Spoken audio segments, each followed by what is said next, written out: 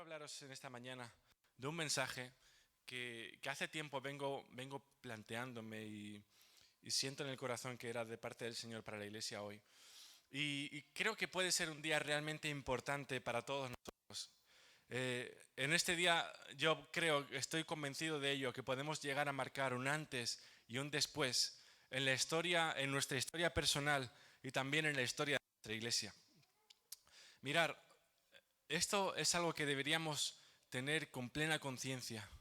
El Señor nos llama a más a todos. Y os puedo asegurar que el deseo y el plan de Dios para su iglesia es siempre un plan de bendición. Dios desea bendecirnos. Como decía Jesús, ¿qué padre de vosotros, si su hijo le pide pan, le dará una piedra? O si le pide pescado, en lugar de pescado le dará una serpiente, o si le pide huevo le dará un escorpión. Dice, nadie haría eso, era obvio. Dice, pues si vosotros siendo malos sabéis dar buenas cosas a vuestros hijos, ¿cuánto más vuestro Padre dará el Espíritu Santo a los que se lo pidan? Entonces, vemos realmente, hermanos, que Dios tiene el deseo pleno de bendecirnos. Pero a veces no vivimos vidas que demuestran esa bendición de Dios. A veces nuestras vidas no están disfrutando de todo el plan y de todo el buen deseo que Dios tiene para nosotros. A veces no recibimos de Dios porque nuestros labios piden, pero nuestro corazón está frío. Con la boca pedimos, pero el corazón está frío. Nuestro corazón realmente no desea lo que pedimos con nuestra boca. Tal vez hemos aprendido un lenguaje muy evangélico. Tal vez decimos, Señor, yo quiero ver tu gloria, quiero tal, pero a lo mejor eso realmente nuestro corazón no lo está deseando apasionadamente. Entonces Dios no nos contesta a nuestra oración. A veces no recibimos porque nuestra vida cae en una espiral de falsa religiosidad, donde el amor brilla por su ausencia en nuestro interior. Parecemos muy religiosos, pero estamos en completo desamor hacia Dios y hacia las personas. Y a veces, hermanos, a veces no recibimos porque, aunque decimos ser cristianos, no nos acompañan los frutos que el Señor reclama y pide de sus hijos. Hay unos frutos que Dios pide y reclama de sus hijos para que vivamos en el camino de bendición. Y es justamente de esto último de lo que quiero hablaros en esta mañana. El mensaje que hoy traigo es realmente muy breve, pero podría transformarlo absolutamente todo si en esta mañana lo aplicásemos en cada rincón de nuestros corazones. Mirar, a veces estamos demasiado acostumbrados a las predicaciones. A veces, hermanos, tenemos tanta costumbre de oír y escuchar, que cuando no se nos dice algo que sea sorprendente para nosotros, es como que nos aburrimos. Es como que se dice, ya está hablando otra vez más de eso, o esto ya lo he escuchado anteriormente, o no me dice nada nuevo realmente. Mira, ¿sabes qué te digo, hermano? Me da igual si te parece repetitivo, me importa muy poco si esto te parece algo que ya has escuchado o que es un mensaje sencillo. Lo que yo realmente desearía en esta mañana es que no lo conozcas, sino que lo comiences a poner por práctica. Ojalá en esta mañana que tanto tú como yo no dijéramos, ya lo conozco, sino ojalá dijéramos, voy a empezar a actuar como Dios me pide que actúe en este mensaje tan sencillo. Mirad, si queréis podéis abrir vuestras Biblias en el Evangelio según Juan, capítulo 15. Juan 15, versículos del 1 al 2. Y quien no tenga Biblia, creo que lo van a poner en pantalla. Dice, yo soy la vid verdadera y mi Padre es el labrador. Todo pámpano que en mí no lleva fruto, lo quitará. Y todo aquel que lleva fruto, lo limpiará para que lleve más fruto. Mirad, hermanos, en este pasaje podemos encontrarnos a 4 diferentes personajes. Hay 4 personas en este lugar, en este pasaje. El primero al que nos encontramos es a Jesús. Él es el que habla en este pasaje. Jesús dice de sí mismo, yo soy la vid verdadera. Para el que tal vez, si alguien a lo mejor no entiende muy bien qué significa eso de la vid verdadera, la vid es una planta, es un árbol. ¿Se considera árbol una vid? Sí, ¿verdad? ¿No? ¿Árbol, arbusto? ¿Qué sería? Bueno, una planta, ¿vale? Aunque tiene su tronco, no sé, bueno, da igual. Un árbol bajito y chiquito o muy grande que se enreda por ahí, ¿vale? Es donde sale el fruto de la vid, es donde salen las uvas, ¿vale? Dice el Señor, yo soy la vid, la planta de las uvas, la vid verdadera. Y luego nos encontramos con el Padre. El Padre dice que es el labrador, es el que cuida de la vid. El Padre es el que se encarga de que la vid esté en buen estado, en buenas condiciones. En tercer lugar nos encontramos con el pámpano que no lleva fruto. ¿Alguien Ya, si digo pámpano que no lleva fruto, eso ya debemos saber lo que es. Es una rama que está enganchada a la vid, una rama que está enganchada a ese tronco que es Cristo, una rama que no lleva fruto. Nace de la vid, está bien arraigada a la vid, esa rama, ese pámpano, pero por la razón que sea no da el fruto que se espera de ella. Y por último, en cuarto lugar, nos encontramos con el pámpano, con la rama que sí que lleva fruto. Esa rama, al igual que la otra rama, está bien enganchada a la vid. Las dos están bien enganchadas, las dos están bien arraigadas, pero la última rama se diferencia de la otra en que ésta sí que lleva fruto. Y sabéis, hermanos, quisiera dedicar unos minutos a hablar brevemente sobre la primera rama, el primer pámpano. El primer pámpano aparenta vida, de hecho la tiene, pero es un pámpano engañoso.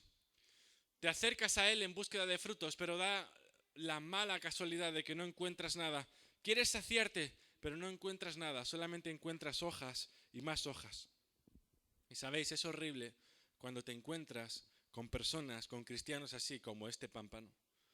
A veces uno está sediento y hambriento.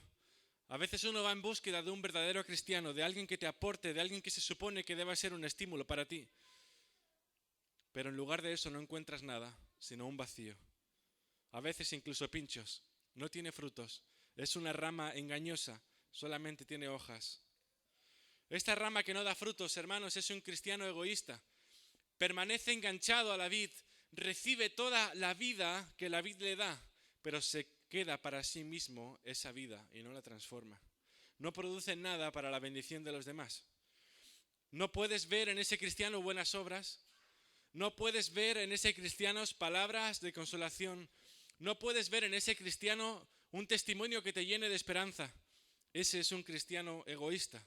No tiene proyección alguna en dar bendición a los demás mediante sus frutos. Simplemente permanece enganchado a la vid y vive de ella. Tiene el nombre de cristiano, de hecho, incluso cree y tiene cierta relación con Jesús. Por eso está en la vid, porque tiene una relación con él. Pero no es una extensión de la vida de Cristo hacia el resto de las personas. Y sabéis, Jesús, dirigiéndose en muchas ocasiones a sus discípulos, les advirtió de la necesidad de dar buenos frutos. A Jesús no le sirve, escúchame bien, a Jesús no le sirve que seamos pámpanos en Él. A Jesús no le sirve que tú estés unido a Él. Jesús exige de sus discípulos que den frutos de bendición para Dios mismo y para el resto de las personas. En este mismo pasaje de Juan 15 vemos cuál es el final de estas ramas. Dice la Biblia que estas ramas sin fruto serán cortadas por Dios y serán echadas al fuego y dejarán de permanecer a la vid que es Cristo. En el versículo 6 de Juan 15 dice que esas ramas serán echadas fuera como pámpanos y se secarán y las recogerán y las echarán en el fuego y arderán. En otros pasajes el simbolismo ya no va con la vid, sino que va con otros árboles. Y Jesús dice, todo árbol que no da buen fruto es cortado y echado en el fuego. Y en otras ocasiones el simbolismo ya no tiene nada que ver con árboles ni con plantas, sino con talentos. Dice Jesús que yéndose un hombre rico, llamó a sus siervos y repartió sus bienes con ellos para que trabajasen con ellos y los multiplicasen. Y un siervo recibió 5 y al final devolvió 10. Otro recibió 10 y al final recibió 2 y al final devolvió 4. Pero dice el texto que llegando también el que había recibido un talento dijo, Señor, te conocía que eres hombre duro, que siegas donde no sembraste y que recoges donde no esparciste. Por lo cual tuve miedo y fui y escondí tu talento en la tierra. Aquí tienes lo que es tuyo. Y respondiendo su señor le dijo, siervo malo y negligente, sabías que siego de donde no sembré y que recojo donde no esparcí. Por tanto, debías haber dado mi dinero a los banqueros y al venir yo hubiera recibido lo que es mío con los intereses. De ahí el interés a fructificar. El Señor desea que fructifiquemos. Quitarle pues el talento y darlo al que tiene 10 talentos, porque al que tiene le será dado y tendrá más. Y al que no tiene, aún lo que tiene le será quitado. Y al siervo inútil echarle en las tinieblas de afuera, allí será el lloro y el crujir de dientes. Y sabéis, hermanos, sé que esto no es algo muy acogedor, no es algo que realmente nos haga sentir cómodos en la silla, porque a veces nos podemos plantear, Dios, ¿realmente yo estoy dando frutos? ¿Realmente yo estoy viviendo una vida de digno frente a ti, Señor? Es algo terrible lo que hemos leído, pero yo no soy el que se inventa la Biblia, yo no soy el que ha escrito las normas. Se trata de las palabras del Señor Jesús. Ya no es ni siquiera, algunos dirían, bueno, si lo habrá dicho el apóstol, quien sea, y no tendrá tanta validez. No, no, no, no.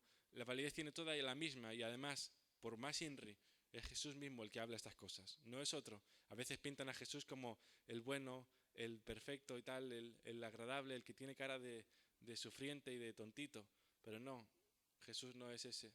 Jesús es Dios, es fuego consumidor, es Dios de misericordia, es Dios de amor, pero también es Dios exigente con nosotros, los que hemos recibido su Espíritu. Es Jesús el que está hablando. No es el Jesús tontito, ese Jesús tontito no existe. El Jesús de la nube de algodón o del muñequito de peluche, ese no existe, no hay ese Jesús en la Biblia. Dios pide algo de nosotros. Y en estos pasajes, hermanos, Jesús no se está refiriendo a las personas del mundo, Él no se está refiriendo a los no creyentes. Jesús en este pasaje se está refiriendo a los cristianos, porque se está refiriendo a los que están enganchados a la vid, y la vid es Él mismo. ¿Quién es cristiano? El que está en la vid. Si tú no estás en la vid, no eres cristiano. Entonces, ¿a quién está hablando el pasaje? A los cristianos. Está hablando a aquellos que han nacido de Cristo. Está hablando a las ramas que han nacido de la vid. Jesús, en la parábola de los talentos, tampoco se está refiriendo a los del mundo. Está hablando de los cristianos, aquellos que han recibido el talento y la bendición de Dios. Y sabéis, esto es algo que debe preocuparnos y mucho. Porque ser cristiano no se basa solamente en creer. Ser cristiano no se basa solamente en decir yo decidí en su día seguir a Cristo. Ser cristiano se basa en fructificar sus bendiciones, se basa en multiplicar sus talentos.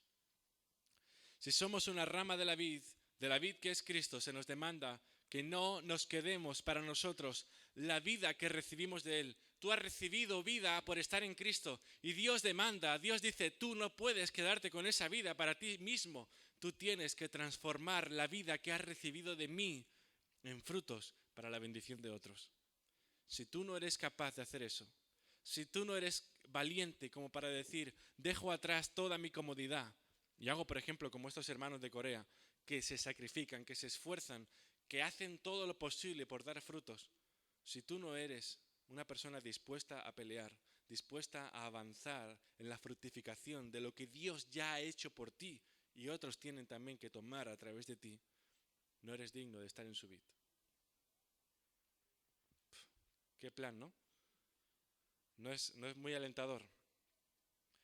Pero Dios tiene misericordia. Dios tiene misericordia. Y Dios desea limpiarnos, aun cuando por tiempo no hemos dado fruto. Dios desea que seamos de los que sí llevan fruto. Él espera con paciencia. Dios te mira no con ira ni con dolor, Dios sí con dolor sí, pero no te mira con ira y con desprecio. Dios te mira con lágrimas en su corazón porque Él desea disfrutar de esa relación contigo, al margen de que durante tiempo no hayas dado frutos. Dios desea que tú llegues a arrepentimiento. Dios desea que tú te encauces otra vez con el Señor. Dios desea que tú seas valiente como para transformar la vida que ya recibes de Cristo en frutos de bendición para los demás. Y sabéis, hermanos, volviendo al pasaje en el que estábamos, quiero que ahora nos centremos en el segundo pámpano, la segunda rama. Jesús dice, todo pámpano que lleva fruto, aquel pámpano que lleva fruto, el Padre, ¿qué dice? Lo limpiará. Lo limpiará para que lleve más fruto. Este es nuestro Dios. Un Dios que no se conforma con cositas, un Dios que desea que si hemos alcanzado algo, vayamos a alcanzar más fruto. Un Dios que dice, vale, llegaste a esta gloria, pues ahora yo te quiero levantar y quiero llevarte a esta gloria. Ese es nuestro Dios. Todo pámpano que lleva fruto, el Padre lo limpiará para que lleve más fruto. Y sabéis, hermanos, esto nos debe llenar de esperanza. Es el mismo principio que el que se hablaba en la parábola de los talentos, cuando dice, al que tiene, le será dado y tendrá más. Él, Dios, no es que esté obsesionado, es que es su carácter. Quiere más y más. Y a la vez que Él quiere más y más y más y más, también nos da a nosotros más. Somos bendecidos en Dios. cuando estamos dispuestos a entrar en ese plan, en ese círculo de trabajo de nuestro Dios.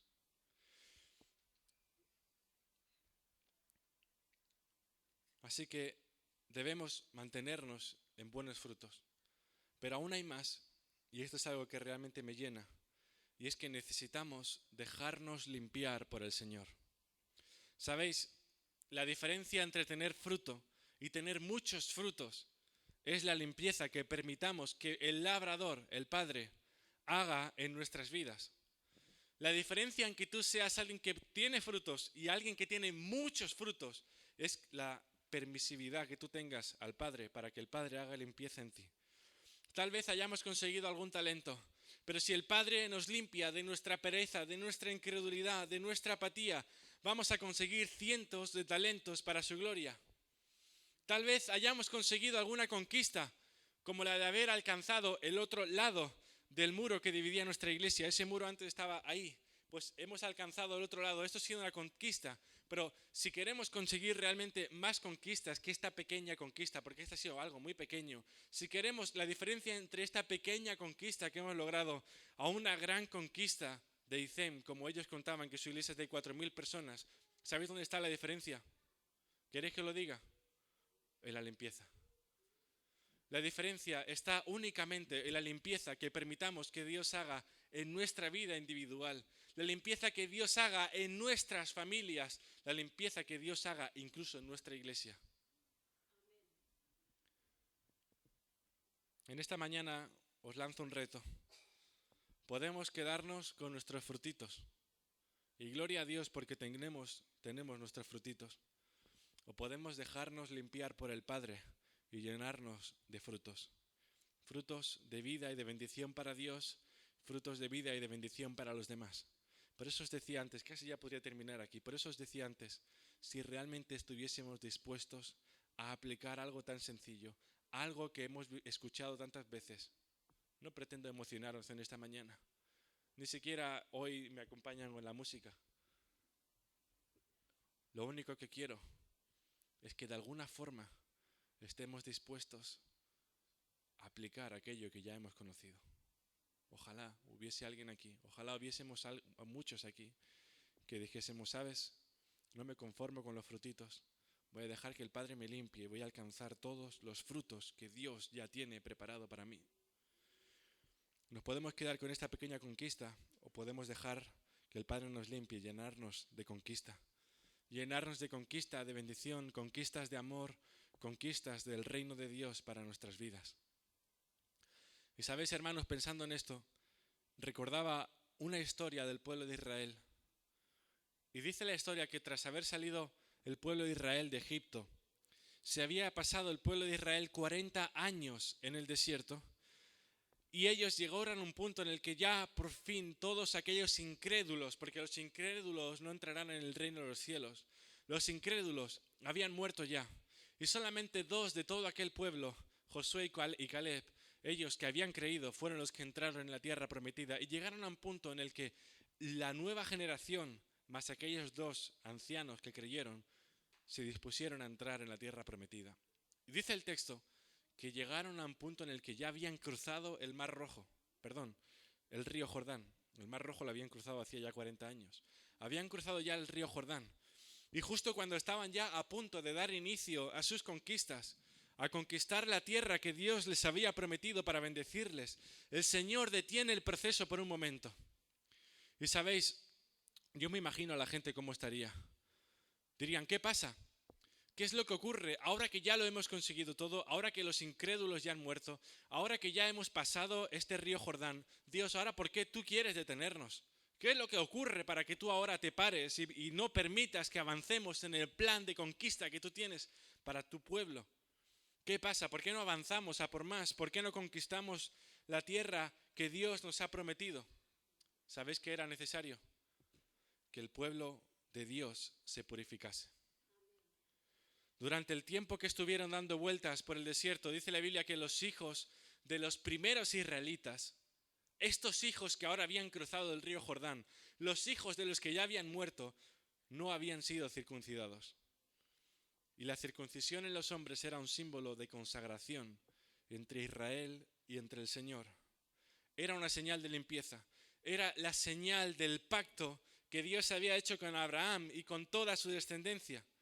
Y en medio de toda esa situación es cuando Dios le dice a Josué: hazte cuchillos afilados y vuelve a circuncidar por segunda vez a los hijos de Israel.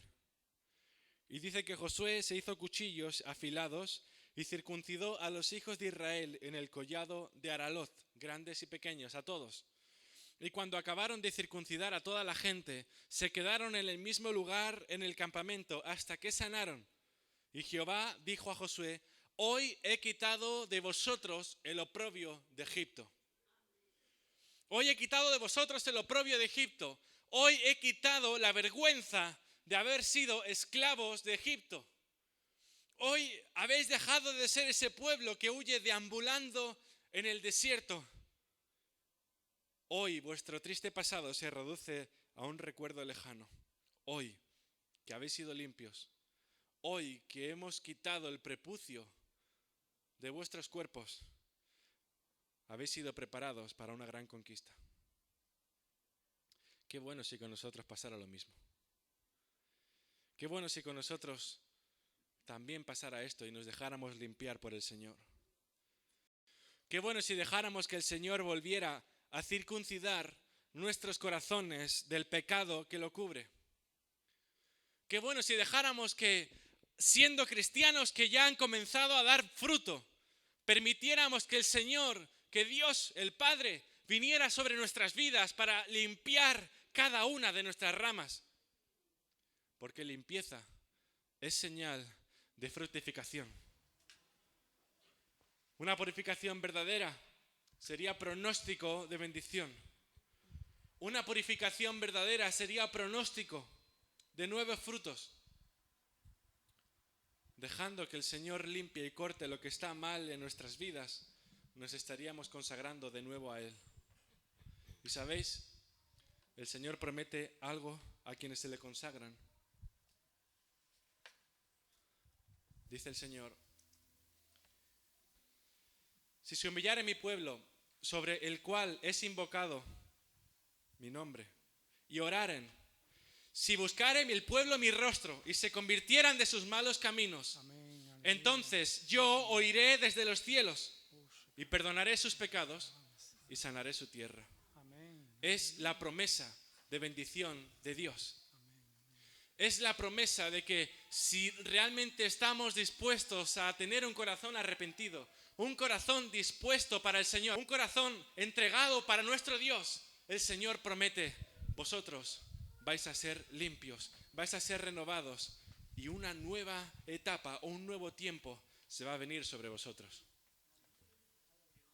¿Qué os parece si nos ponemos en pie? Y vamos a orar.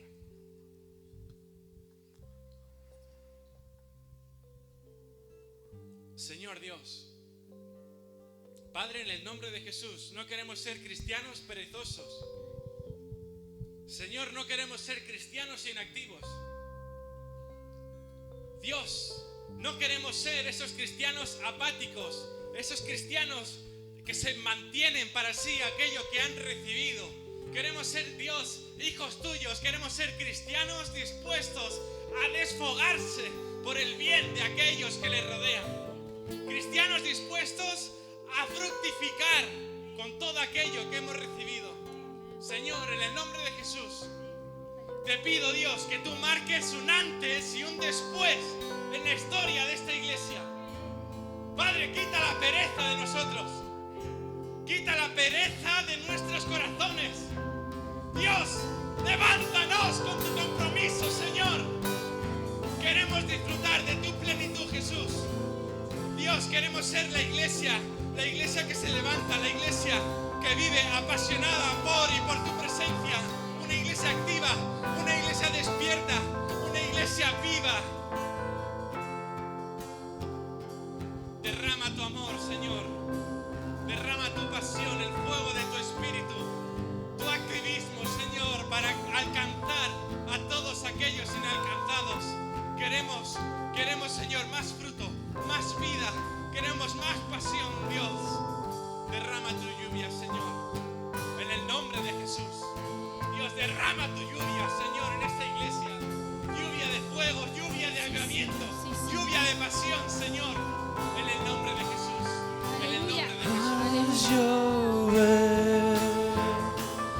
haz llover,